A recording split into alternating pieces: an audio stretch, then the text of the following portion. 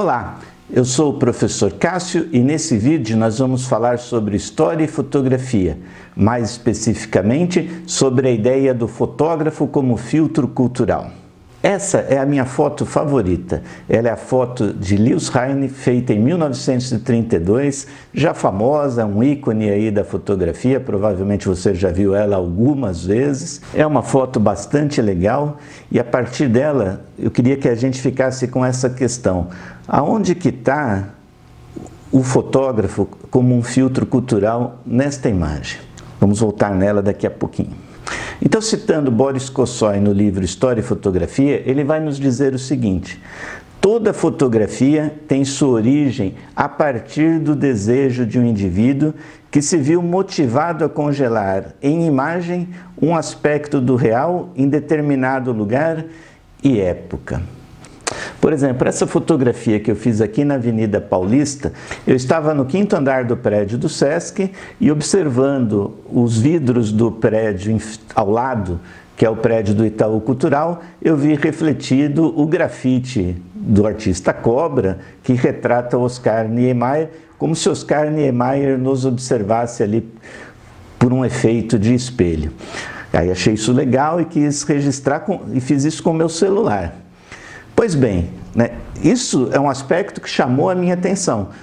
Uma pessoa, por exemplo, que não goste de grafite, e ela tem todo o direito de não gostar, ela pode olhar para essa imagem refletida lá naquele vidro e achar que não merecia registro e achar que essa foto ficou uma grande bobagem, Para mim, representou um momento significativo do que eu quis clicar. Portanto, entra aí um outro elemento para a gente pensar. Além de ter a figura de quem fez a escolha e o que eu quis selecionar ao fazer essa foto, a gente tem que pensar num segundo elemento que vai aparecer tanto na Jolie quanto no Elias Tomé Saliba, que é também como que as pessoas leem essas fotos, como que elas entendem esses registros fotográficos. Então, o que o fotógrafo pensou ao fazer o registro e o que as pessoas entendem quando observam aquela foto, o que elas captam quando elas olham para aquela foto. Portanto, voltando àquela foto inicial do Lewis Heine, ela passa por alguns elementos de filtro cultural. Do fotógrafo, do Lewis, quando ele olha para aquela cena e ele acha significativo de registrar aquilo, impacta, cria alguma sensação que ele fala, preciso mostrar isso para as pessoas, preciso registrar esse fragmento. E eu, quando escolho como a minha foto favorita, também teve algo significativo. Outra citação do Boris Kosoy que eu gosto muito é essa aqui, ó.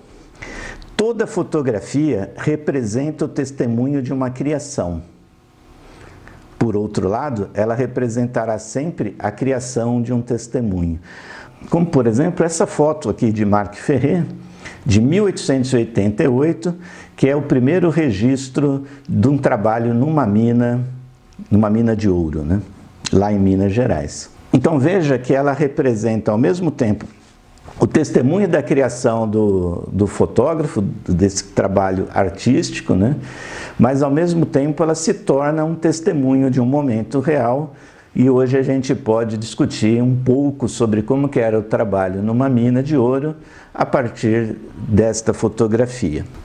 E observe que outro elemento que a gente ainda pode explorar nessa fotografia de Marc Ferré é a ideia do fotógrafo enquanto filtro cultural. Em um determinado momento ele resolve fotografar aí os trabalhadores numa mina de ouro no exato ano de 1888. Então o que teria levado esse fotógrafo, que percepções levam o fotógrafo a fazer a escolha deste registro fotográfico e não de um outro. São algumas reflexões, por exemplo, que Boris Kosoy propõe ao analisar essa imagem de Guilherme Gensling, A Colheita do Café, que foi produzida entre 1902 e 1903. Se a gente apenas olhar para a foto, a gente vê aí no primeiro plano alguns trabalhadores, até uma criança, um carro de boi, uma fazenda, tudo muito tranquilo. A gente até apresentando essa imagem para algumas pessoas que tenham vivido recentemente numa fazenda, vão aí trazer lembranças da sua infância e vão imaginar uma situação bem tranquila. Será que essa imagem reflete exatamente o que era o trabalho dos imigrantes no início do século XX numa fazenda de café? Certamente não, né? E aí, procurando a história do fotógrafo, a gente vai ver que nesse momento ele trabalhava para a Secretaria de Agricultura do governo e esta imagem vai ser utilizada como propaganda para atrair imigrantes para as fazendas de café. Ela vai chegar até um certo tempo a ser utilizada aí como cartões postais. Então, essa é uma imagem que circula muito. Então, ela é um fragmento do real, mas ela passa por um filtro de alguém que trabalha, né, para o governo e precisa criar aí uma imagem que mostre uma situação favorável ao trabalho dos imigrantes. Por outro lado, se a gente olhar o trabalho de Lewis Heine, ele vai fazer uma série de imagens sobre o trabalho infantil, né? Com o seu olhar apurado aí para essa questão, denunciar aí para o mundo o trabalho infantil. Ao que tudo indica, esse trabalho vai influenciar fortemente a campanha de combate ao trabalho infantil, que vai culminar com a proibição do trabalho infantil nos Estados Unidos. A imagem passa aí por um filtro cultural. Será que se eu fizer registros fotográficos de um determinado ponto histórico da cidade, aonde eu não conheço praticamente informação nenhuma sobre aquele lugar, e depois, munido de toda uma discussão sobre a história do lugar, eu volto para registrar aquele local, isso muda meu olhar em relação à imagem? Nós acreditamos que sim, né? Agora eu queria dar duas dicas para você trabalhar análise de imagens com seus alunos na sala de aula, para que eles percebam que a imagem passa por um filtro cultural e que ela tem uma autoria. A primeira delas é uma atividade bastante simples e barata de fazer.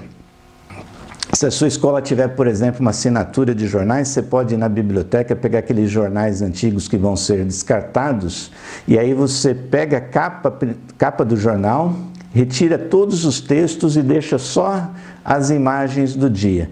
Cola isso aí num papel craft ou numa folha de cartolina, entrega para os seus alunos e pede para eles fazerem as manchetes. Ao tentar fazer as manchetes para as fotos, os alunos vão perceber rapidamente duas coisas. Por uma mesma imagem vão surgir manchetes diferentes, e se não for uma foto de algo que aconteceu recentemente ou que não esteja ali no emocional das pessoas, dificilmente elas vão se lembrar ou criar a manchete exata para aquela foto, né? Isso dá uma ideia muito legal de que imagens têm autoria e, como vocês viram, é uma atividade muito simples de fazer. E aí eles começam a perceber que, se fossem eles os editores do jornal, eles poderiam ter escolhido outras fotos ou, sob o mesmo fato, eles terem produzido outras fotos. E aí, sobre produção de fotos, a melhor atividade é colocar as próprias crianças para produzirem fotos, né? Então, ou numa saída de estudo do meio, ou mesmo em alguma atividade ali dentro da escola, ou um estudo do meio ao redor da escola, distribuir algumas máquinas fotográficas para os alunos, ensinarem elas rapidamente a manusearem e elas tentarem escolher fazer a foto do mesmo ângulo que o fotógrafo fez uma determinada foto que você exibiu para elas daquele lugar que elas estão visitando. Isso dá toda uma outra ideia, né, de olhar, que talvez a gente reflita, puxa, mas eu escolheria fazer a foto de um outro ângulo.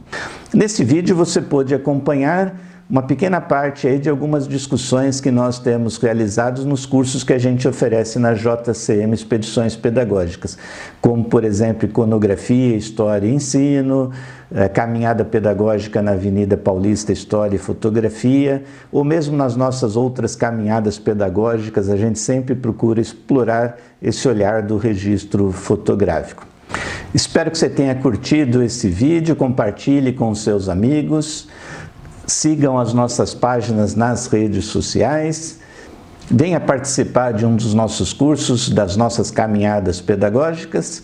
Um abraço e até o próximo vídeo.